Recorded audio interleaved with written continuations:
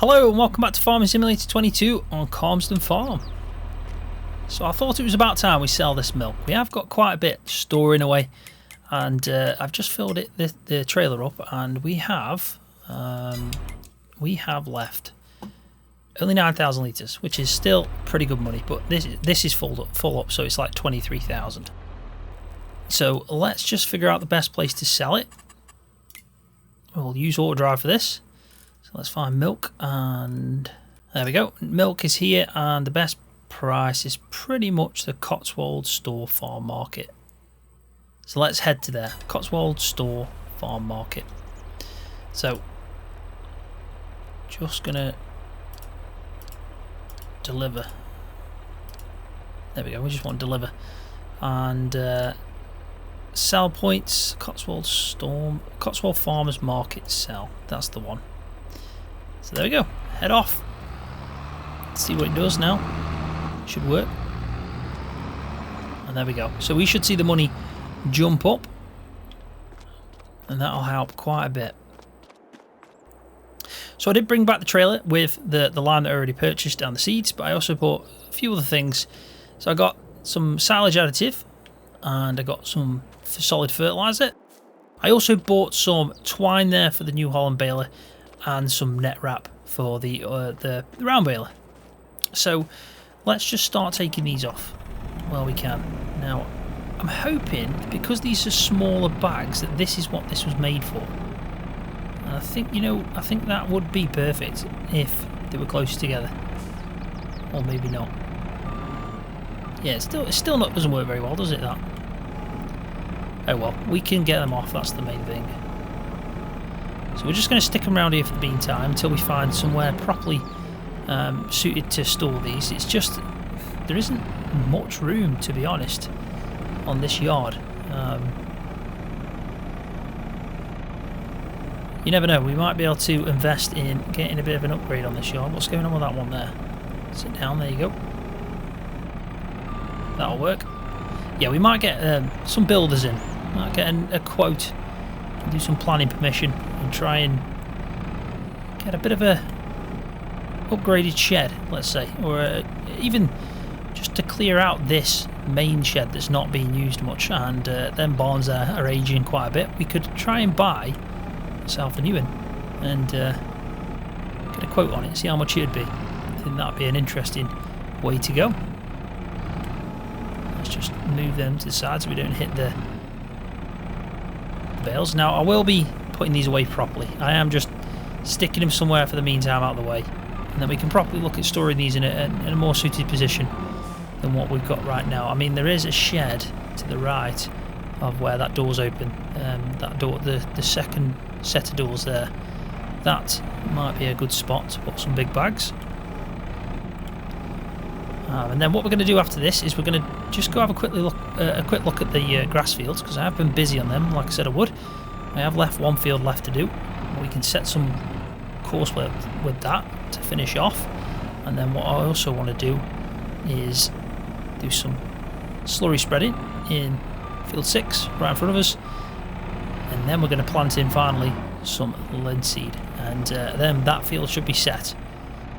We are going to do some fertilizer in that field obviously later on, and some weed control, but we won't be doing the fertilizer until the right time, which is when the crop itself is grown a little bit. We need some green leaves, so probably depending on when the time comes, it will be after the winter time.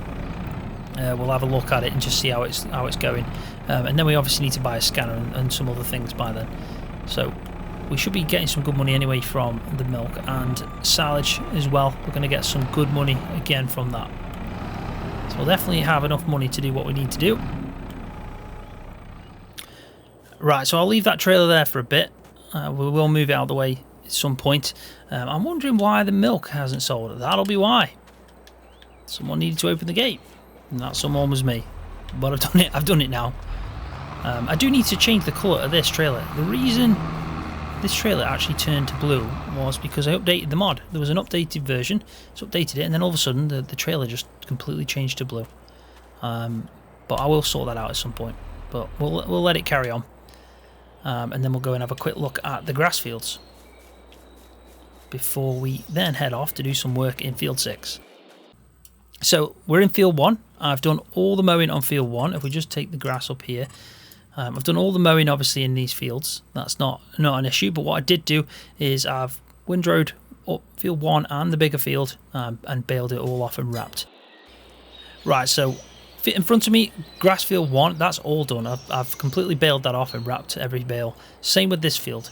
So the big field that we've combined, field 35 and 4, did the same. Now I got about 64 bales I think from these two fields combined, which is really good going because they are the 5,500 litre bales. So we're just going to leave them to ferment, and then at some point, fingers crossed, we can move them before the grass starts growing, because I do want to set these grass fields up now. So we need to put lime down and then obviously do some spreading of manure or slurry, anything like that, just to try and bring that score back up. So I do need to move these out pretty much, but they're okay for, I'd say, the next 2 days within September. But before we move over to October, I need to just store these somewhere else. So £31,000 has just gone in. We're now up to 68. How good's that? We just sold 23,000 litres and got 30 grand. That is mint. Milk is such a good earner. It really is. But yeah, talking about the bales, it'd be really useful to have some form of bale pad. I've always liked having that kind of big open concrete area where it's just set for bales and storage like that. Open, it doesn't have to be undercover, and things like wrap bales are really good for like bale pad areas as well. And I was thinking, I have already mentioned about getting somebody in to do some work, like a builder coming in, getting planning permission, and we can just improve some of the section of the farm, especially down by where the cows are. If we could get like a bale pad and a bit of a more modern barn, something that's going to work a lot better. We got a bit more space and maybe a little bit of easy access. I think that'll be really good. So we're going to have to try and get a bit of money behind us to do that first. I'll try and do a bit of research between this episode and the next on what kind of sheds are available. And if we can aim to do that and get some money. But these bales, they'll obviously help with that. But yeah, 60 odd bales. Pretty good going. So let's now quickly just set the courseplay going, because then we can start working on field 6. Now I don't know if the fast track is on his way back. He's not, so let's tell him to do that. Let's just tell him to drive to, we want the cow farm, and then we can just tell him to go milk fill, because that's pretty much where this needs to be stored, and I think that's fine then. So let's jump back over to here, and the first thing we need to do is obviously send the Massey going with the windrow on. So let's get ourselves a nice course going on this. Quickly we'll set this up. Right, so that's that done. I've just quickly set that up. Set this going, and then I have saved the course, and we'll get the baler running after. Now I do want to point something out about the baler as well, which is pretty cool. So from this series you've probably picked up that I do like 4D mods. His mods are pretty good. They're team 4D modding. The Heston baler, even the slurry tanker that I'm using right now, there's plenty of them. They're just really good mods, really nice made, and obviously they suit British style farming. So he's not long released this baler, which is technically the standard baler that we already had, but it's a bit of an edited version. So it now has silage additive, which is pretty good. Obviously it takes net wrap as well, which is also good, but it has custom sounds, and it also, you can see the bale inside spinning as it's creating. It has made it more realistic though, in the sense that when it's unloading a bale, it's exactly as it should be time wise. So within FS22, bales drop out a lot quicker than what they really do on a baler. You have to wait for it quite a bit. Not too much, it's just you do notice the difference. When you're obviously out farming for real life, it's not too bad, but when you are playing a game, you do notice it. But I like it because it's realistic. So if you're the type of person that just wants to fly through the baling, don't want that kind of pause in between, then I wouldn't probably recommend this baler. But I recommend it is if you're trying to play realistic and you like anything that's enhancing that, then this baler is for you. Now there is obviously more benefits to it. The sound effects are really good, properly good. If we just try and do one quick bale before we go working on field 6, then I can just show you it in action, especially the baler as it drops, because I'm probably going to do the rest of it with courseplay because I need to focus on field 6. So I don't know if you can hear that, but that is a completely new sound effect as it's obviously drawing up the grass. So that's pretty new. If I just try and slow down, you can probably tell the bale is spinning inside, which is something that he stated on Facebook that he's added into the baler. I don't know exactly what it was like before. I have never checked, actually, I'll be honest. But yeah, if we get this up to the 5,500, I can drop this bale out and show you the difference in time that it takes. You can probably see as well that it's spinning, and it's obviously getting bigger inside as well, as you'd expect. So there we go, that's to 100. So now I'm going to press the release, which I've just done, and you can probably just hear the bleeping inside. So it's now processing that we wanted it to drop. It is taking some time. So we'll just wait it out. And you can hear the sound effects as well. And that's that. So it is a lot more realistic. I like it. I like it a lot. It might not be your cup of tea because you might think, oh, it just takes too long. But yeah, I do like it. So I am going to be using it going forward within the series. So we'll let him carry on. We'll let him carry on doing the rowing.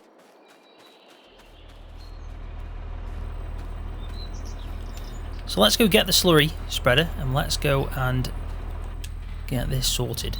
Now, because the other 3 tractors are in use, we're going to have to use the JCB. It is a bit overkill. There is a lot more power than we actually probably need for this tool, but it's I mean, more's better than not having enough, I guess, so it's not too bad. So let's get hooked up. We're just going to do field 6. I mean, we have got a lot more to do, but field 6 is our priority now. So let me just reverse and get a better angle on filling that up. There we go. So it doesn't hold that much, but what I will say is precision farming now means that you actually use a lot less when it comes to things like fertilizer.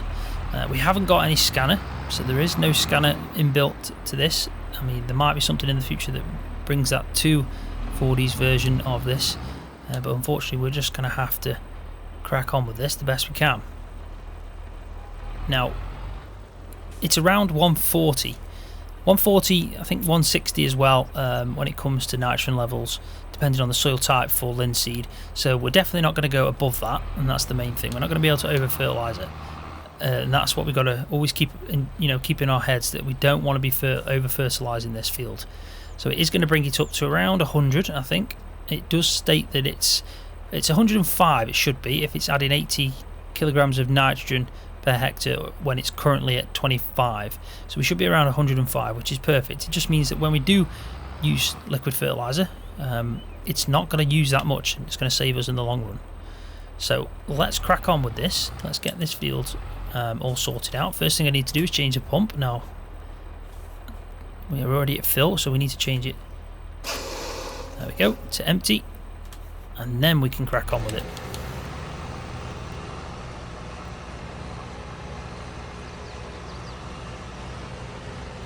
I've just actually remembered the spread on this is yeah, it's quite narrow. So this is an actual pretty big job,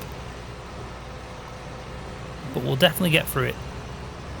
I don't know if we'll have enough slurry though, in all fairness. I mean, it's going to be difficult to do this as well on this big field. I don't think we'll have any chance of spraying on that. The only thing we can do is obviously invest in a bigger slurry spreader with the kind of dribble bars injectors at the back, because you can get some of them that they go up to like 20 meters, so you know they hold quite a bit. They go up to 20 meters.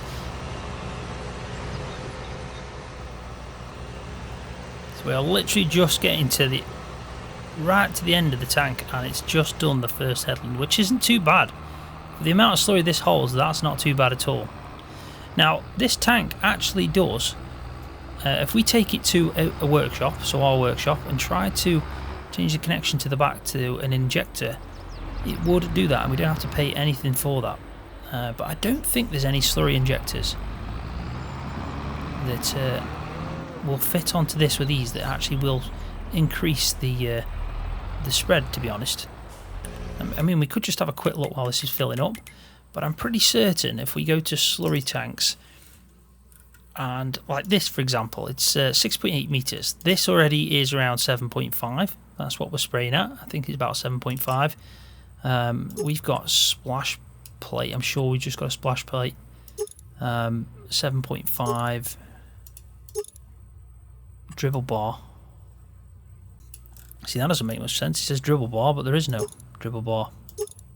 And then we've got the injector attacher, which is obviously doesn't cost us anything. And then a top fill one. So I'm just trying to think what this dribble bar would be, because I can't see that anything's changing. It's just taking everything off. So I'm not entirely sure where the dribble bar will go. So that is interesting. But yeah, we can at least set that up to have injector. But then we're looking for probably something around 15, I'd say. So this is 6.2, that's 6. This one's 6 as well. I mean, these would all fit. I mean, that's a 7 meter. We're talking quite hefty now. 15 meter there. But in all fairness, I don't think it'll fit. I don't think that'll fit. In fact, that might fit. That might actually be really good. So 49,500. It's some good money. Some money we could use right now, to be honest.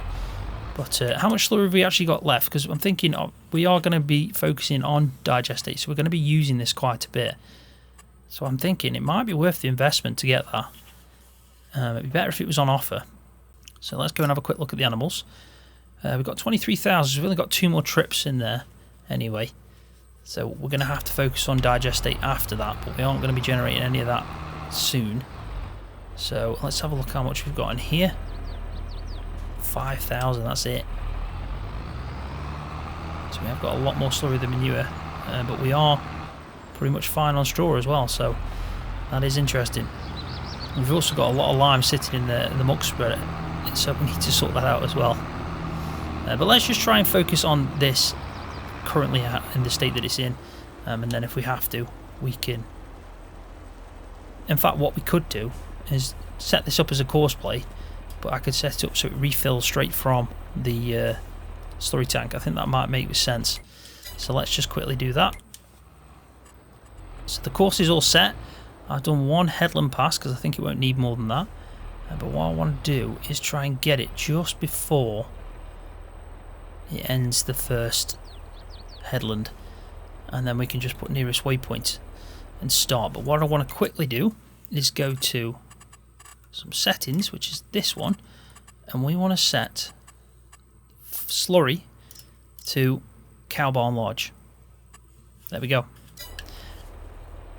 And then we want to set it going. So now this should, in theory, fill up from there, the last 23,000 litres, as it's emptying also from this tank. So we should have the 33,000 litres, which should hopefully give us a good chunk of this field.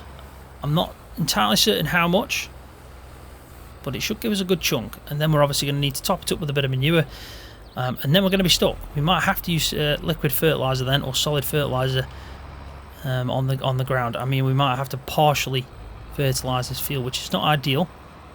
It might be what we have to do. So let's just see how this performs. I am going to just take off that and that. So yeah, the slurry isn't dropping down in the tank, but if we quickly go over here, you'll probably notice it says 23670. Yep, it's dropping down in there. So that's working a treat. So we'll just leave him going. But yeah, we're probably going to have to look at getting that injector. We just need to start generating a bit of digestate. So I've just come over to the grass field just to check how they're getting on. I've set the baler going, so he's now going to catch up with where we just tested out for a bit. And so that's that done. And the guy who's rowing has just completed his task, which is pretty good going. So at least we've got tractor free now. So what we can do is actually hook up this, which is good news, to the wrapper, so we can free up the class to get ready to go and do some planting. Job done. let's just quickly move this out of the way. And then I think after, it's going to be a perfect time for me to stick in a montage. I'll get some of the slurry spreading on the montage, and obviously the baling. And then we'll finish off with getting that linseed planted in the ground.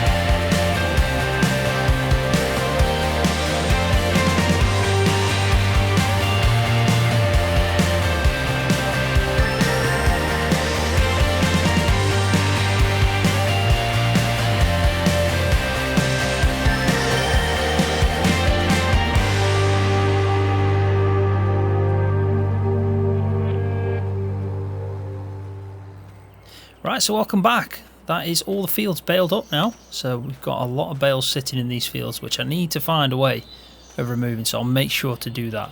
But obviously these are going to be fermented now. It's going to take some time, but hopefully not too long.